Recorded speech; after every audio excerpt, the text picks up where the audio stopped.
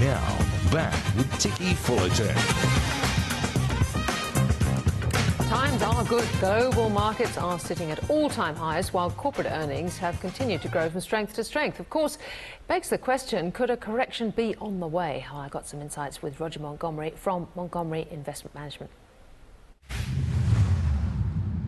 Roger Montgomery, great to have you back on now. The Goldilocks economy. Yes, we've got some fantastic conditions at the moment, globally and in Australia. If we turn to the globe first, we've got the economy, particularly led by the US economy, running at an annualised 3%, which is phenomenal. We've seen the RBA just recently this week talk about developed economies growing at faster than trend.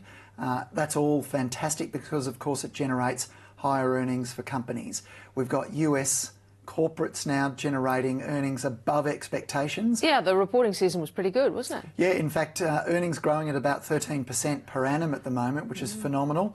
We've seen this before, of course, and I talked about it the last time I was on the program, where earnings growth, very strong earnings growth, hasn't precluded corrections in the market in the past. We'll come to that in a moment. Inflation's still very low. We've got about 3% in the UK, about 2.2% in the United States. So everything looking good there, and no indication that strengthening employment is leading to wage inflation, and that's largely because of competition in the retail sector, both in Australia and overseas. And you can really credit Amazon for that. So why should we be worried? Well, I mean, if we've got in the short very term, high stock markets, yes, but underpinned by real growth, and real performance. Well, yeah, and in Australia, remember, we've also got massive infrastructure spending coming, which is going to be supportive for the economy as well. So all of that's good, but the problem is there's no correlation between economic growth and the stock market. So if you look at the economy over a year and you look at the stock market over a year, you find that throughout history there is literally no correlation at all. In fact, if the economy is growing above trend, there's a 50% chance that the stock market will go above trend and 50% chance that it will fall or grow below trend. There's absolutely no relationship at all. And there are a lot of warnings out there. So what we've seen is we've seen stock market prices now run well ahead of earnings growth. So expectations are very, very high, not only for present rates of growth, but expectations for even stronger rates of growth. And that's true of a number of stocks, isn't it? That they're doing well, but they're just expensive if you want to get into them. Indeed. And if we look at some of the most expensive of those companies that are losing $1 billion or more, and if they're losing money, then it seems like they're the most popular. I mean, we've all talked before about Tesla and Twitter, for example, or even Uber. Collectively, they make no money, those three companies, and they have a collective market capitalisation of about $140 billion. And in Australia, we're not immune to this. We've seen lots of internet companies. For example, there's a group called Updater, which help you move house.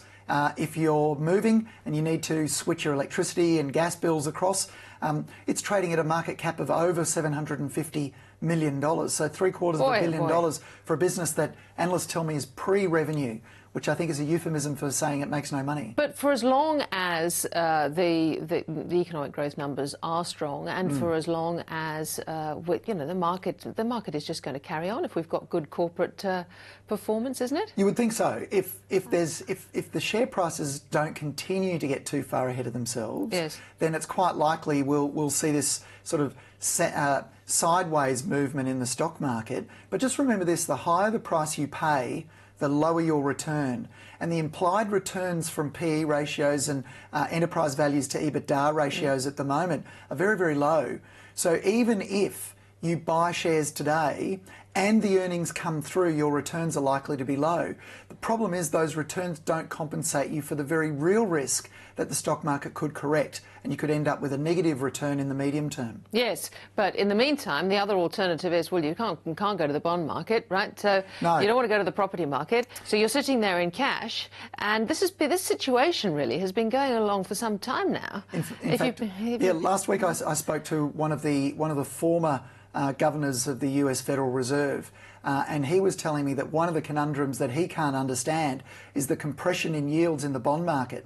So we're seeing emerging market debt now priced at literally points above US Treasuries, where US corporates, their spread above US Treasuries is less than 1%, and covenants have been removed now on most CCC rated junk bond debt. So there's no one expecting any real performance. But if you've been in cash, you know, 2 years ago, with people saying, "Oh, look, it's not looking very usually," you know, for 2 years you'd have missed out. Correct. On the stock market. Correct. And all I'm doing now is saying it looks great. Yes. And everything does look great. Yeah. But in the past, when we've seen conditions look perfect and share prices have factored in perfection, yes, then there's not a lot of upside and there's plenty of room for downside. Right. And what about American Airlines CEO noting that, what did he say? Well, this is an example. So the American Airlines CEO said, "I don't think we'll ever lose money again."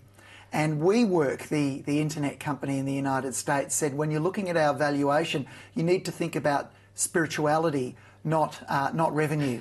And so this sort of enthusiasm, this broad exuberance almost, is starting to creep in, and we need to be very cautious. All right, Roger Montgomery, thank you very much for that warning. It's a pleasure, Ticky. And that's all for the show tonight. Tomorrow, New South Wales Premier Gladys Berejiklian. Thank you for your company.